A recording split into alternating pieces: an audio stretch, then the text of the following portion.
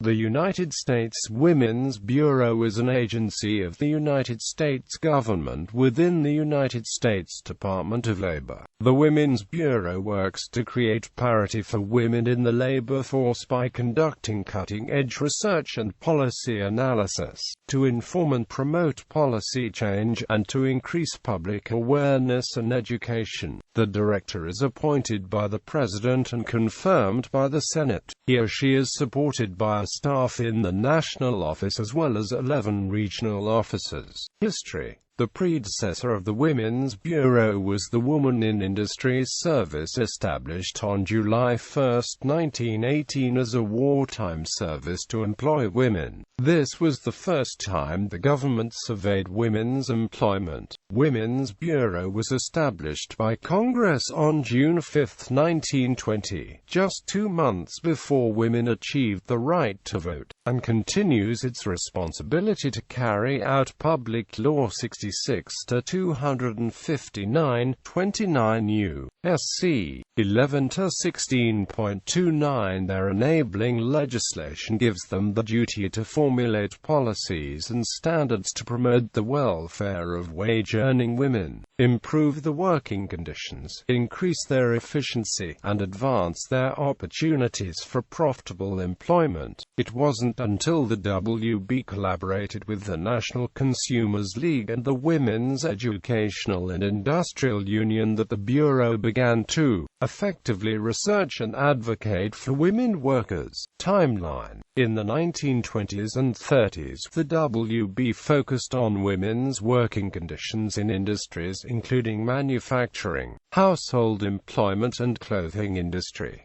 21% of Americans employed at this time were women, who worked long hours with little wages. In 1922, the WB began investigating the conditions facing Negro women in industry. By focusing on minority groups, Mary Anderson, the Bureau's first director, was able to get social justice legislation passed for women since the administration largely ignored these groups. The WB successfully advocated for the inclusion of women under the Fair Labor Standards Act of 1938, which, for the first time, set minimum wages and maximum working hours. As American men were mobilized for entering World War II, many women began working in non-traditional roles such as in aircraft plants, shipyards, and manufacturing companies. These jobs also paid more than traditional women's work.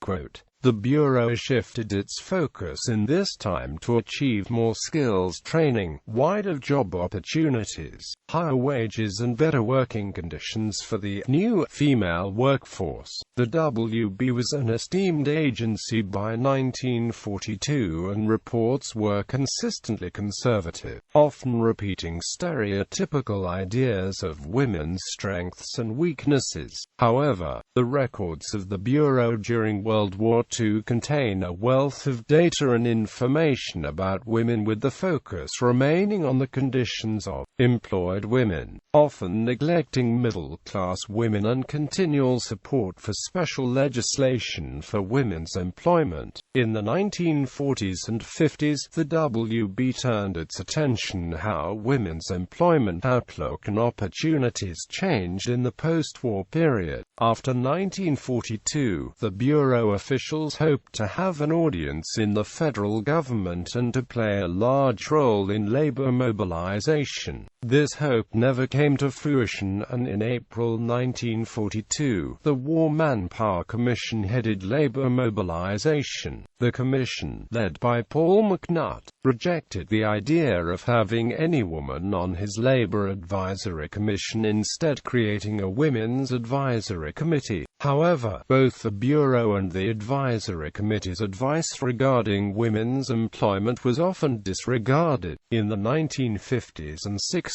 the WB developed policies and programs to increase women college graduates. The WB played an instrumental role in the passage of the Equal Pay Act of 1963, which amended the Fair Labor Standards Act. It effectively removed the ability to pay employees differently based on sex. John F. Kennedy signed the law on June 10, 1963.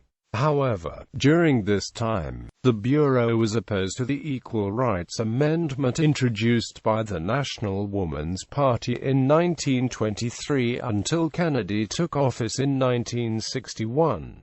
This was due to the commitment the WB had in maintaining protective labor legislation for women. During Kennedy's campaign, he needed to recognize a political constituency. However, instead of supporting an era during his presidency, he created a Presidential Commission on the Status of Women. The commission was headed by the Women's Bureau Director and era opponent, Esther Peterson. The commission reported back that an Equal Rights Amendment was unnecessary reform. Elizabeth Duncan Kuntz was the first black woman to head the Bureau in 1969. The United Nations Commission on the Status of Women named Kuntz a U.S. delegate, and with this added role, she worked with the Bureau to share research and expertise in developing countries. Under Kuntz's leadership, the WB also worked to address and eliminate discrimination against women and minorities in the workforce. They supported the proposed Equal Rights Amendment. Carmen Rosa Mamie headed the Women's Bureau in 1975 as the highest-ranking Hispanic woman in the federal government and the first Hispanic director of the Bureau. Following the 1973 Comprehensive Employment and Training Act designed to train workers and provide them with public service jobs, the Bureau began developing programs for CETA funds that focused on special counseling and referral services, women in non-traditional jobs, pre-apprenticeship training and job development. Many of these new programs were also designed to help low-income women. The Bureau also had a role in the passage of the Pregnancy Discrimination Act of 1978.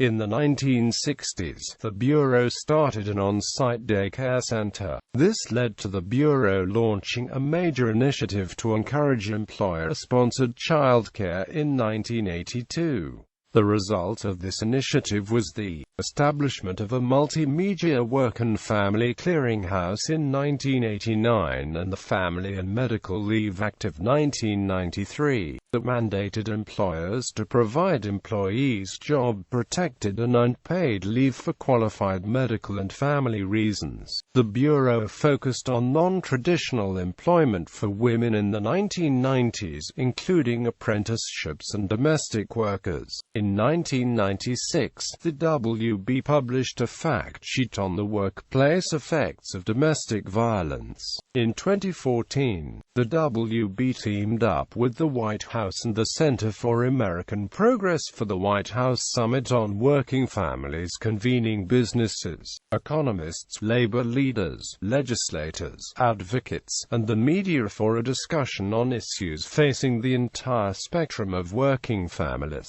including workplace flexibility, equal pay, workplace discrimination, worker retention and promotion, and child care, early childhood education. Current status. Currently, the WB is assisting working women in a variety of ways to advance and improve women's earning power through opportunities for preparation and training for women in growth and in-demand careers, and by advocating for fair and equal wages. They also promote and advance workplace policies that reflect a 21st-century workplace for working women and families.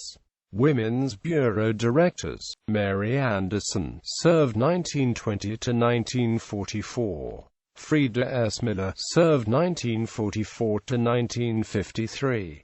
Alice K. Leopold, served 1953 to 1961. Esther Peterson, served 1961 to 1964. Mary Dublin Kieseling, served 1964 to 1969. Elizabeth Duncan Kuntz, served 1969 to 1973. Carmen Rosa Mamie, served 1973 to 1977.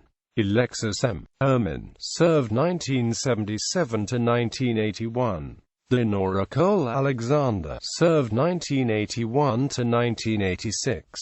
Shirley M. Dennis, served 1986 to 1988. Jill Houghton Emery, served 1988–1989. Elsie Vartanian, served 1991 to 1993. Karen Nussbaum, served 1993 to 1996. Ararasi T. Garza, served 1999–2000. Shinny Chun, served 2001 to 2009. Sara Manzano Diaz, served 2010 to 2012. Latifah Lyles, serving 2012–present. Select publications. Pidgeon, Mary Elizabeth. Bureau Special Bulletin 20. Occupational Status of Women in 1944. Washington, U.S. Government Printing Office, 1944.